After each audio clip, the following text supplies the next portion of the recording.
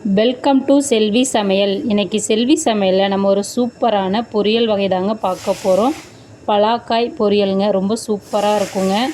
வாங்க, இப்போ நம்ம அதுக்கு முதல்ல 2 சின்ன சைஸில் இருக்கிற பலா பிஞ்சை எடுத்து நம்ம தோல் சீவி அதை சுத்தம் பண்ணி எடுத்துக்கலாம். வாங்க, அதுக்கு நான் முதல்ல 2 கையிலையும் எண்ணெய் நல்லா தடவிருக்கேன். நான் யூஸ் பண்ண போகிற கத்திலையும் எண்ணெய் நிறையா தடவிட்டு அதோட நுனி பகுதியை முன்பகுதியை கட் பண்ணிடுறேங்க.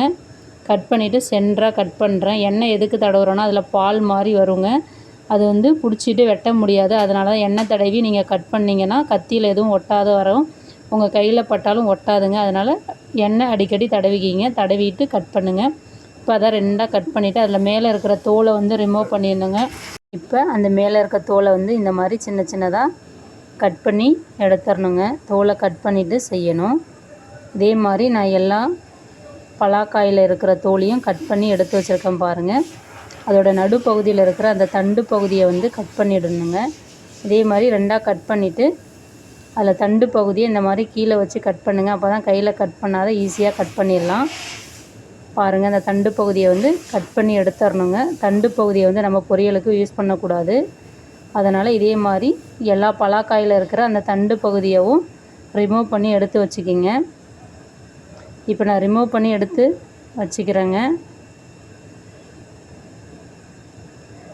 இப்போ நான் எல்லா தண்டு பகுதியும் நீக்கி எடுத்து வச்சிட்டேங்க. இப்போ வாங்க, நம்ம சின்ன சின்ன க்யூப்ஸாக வெட்டிக்கலாம். நமக்கு விருப்பமான இதில் வெட்டிட்டு தண்ணியில் நம்ம வேக வச்சு தான் செய்ய போகிறோம். அப்போ தான் அந்த பால் இருக்கிறதுனால அதை வேக வச்சு தாங்க செய்யணும்.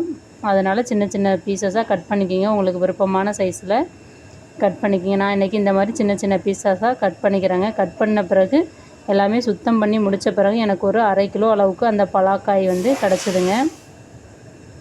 இப்போ வாங்க, நான் அடுப்பில் தண்ணி நல்லா சூடு பண்ணி வச்சுருக்கேங்க. அந்த சூடு பண்ண தண்ணியில் நம்ம கட் பண்ணி வச்சுருக்கிற பலாக்காயை ஆட் பண்ணிக்கலாங்க.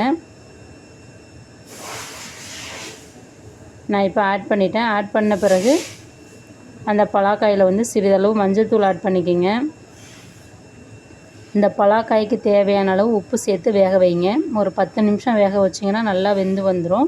இப்போ நல்லா மிக்ஸ் பண்ணுங்கள். மிக்ஸ் பண்ணிவிட்டு வேக வைங்க. எதுக்கு வேக வைக்கிறேன்னா, அந்த பால் வடியும் பார்த்திங்களா, அந்த பால் இல்லாமல் அந்த பிசுபிசுப்பு தன்மை எதுவும் இல்லாமல் இருக்குங்க. அதனால தான் வேக வச்சு தண்ணியை ஃபில்ட்ரு பண்ணிவிட்டு அதுக்கப்புறமா நம்ம பொரியல் பண்ணால் சூப்பராக இருக்கும். இப்போ 10 நிமிஷம் ஆயிடுச்சு. இப்போ நான் செக் பண்ணி காமிக்கிறேன் பாருங்கள். நல்லா வெந்து இருக்குது பாருங்கள். ரொம்ப அதிகமாக வெந்துடக்கூடாது, ஒரு 3/4 பதம் வெந்தால் போதுங்க.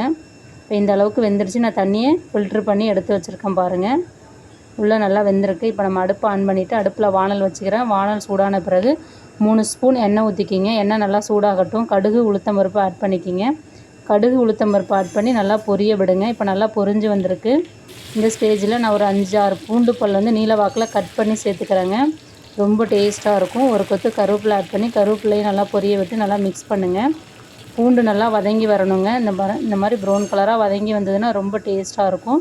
அது கூட நான் ஒரு 6லேருந்து 7 சின்ன வெங்காயம் பொடியாக கட் பண்ணதை ஆட் பண்ணிக்கிறேங்க. வெங்காயத்தையும் நல்லா கண்ணாடி பதம் வர வரையும் நல்லா வதக்கிக்கிங்க. இந்த அளவுக்கு வதங்கின பிறகு நீல வாக்கில் கட் பண்ண தக்காளி ஒன்று ஆட் பண்ணிக்கிங்க.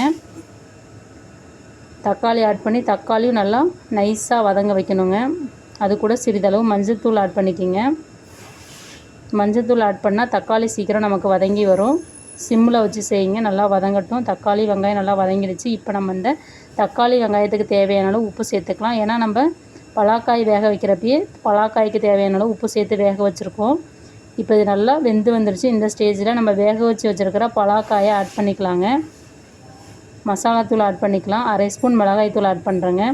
1 ஸ்பூன் கொத்தமல்லி தூள் ஆட் பண்ணுறேன். இதில் ஜீரகம், மிளகு, வரமிளகாய், கொத்தமல்லி, பெருஞ்சீரகத்தை வறுத்து பொடி பண்ணி வச்சுருக்காங்க. ரொம்ப நைஸாக இல்லை, ஒரு 3/4 பதத்துக்கு பொடி பண்ணி வச்சுருக்கேன். அதிலேருந்து 1 ஸ்பூன் எடுத்து ஆட் பண்ணிங்கன்னா ரொம்ப டேஸ்ட்டு சூப்பராக இருக்குங்க. இப்போ இந்த மசாலாவில் இருக்கிற பச்சை வாசனை போகிற வரையும் அடுப்பை சிம்மில் வச்சுட்டு ஒரு 2லேருந்து 3 நிமிஷம் நல்லா கிளறி கொடுங்க. கிளறி கொடுத்திங்கன்னா அந்த மசாலா எல்லா இடத்துக்கும் ஸ்ப்ரெட் ஆகி சூப்பராக வெந்து வந்துருச்சு பாருங்கள். நமக்கு இதை சைவ மட்டன் வறுவல்னு சொல்லுவாங்கங்க. ரொம்ப சூப்பராக இருக்குது பாருங்கள். சைவம் சாப்பிட்றவங்களுக்குலாம் ஒரு மட்டன் சுவையில் கிடைக்கக்கூடிய ஒரு பலாக்காய் பொரியலுங்க இது. நான் செஞ்சு சாப்பிட்டு பார்த்தேன், சூப்பராக இருந்தது. நீங்கள் செஞ்சு சாப்பிட்டு பார்த்துட்டு எப்படி இருந்ததுன்னு சொல்லுங்கள். நம்ம சேனலை லைக் பண்ணுங்கள், ஷேர் பண்ணுங்கள், சப்ஸ்கிரைப் பண்ணுங்கள், கமெண்ட் பண்ணுங்கள். Thank you very much. நெக்ஸ்ட் வீடியோவில் பார்ப்போம்.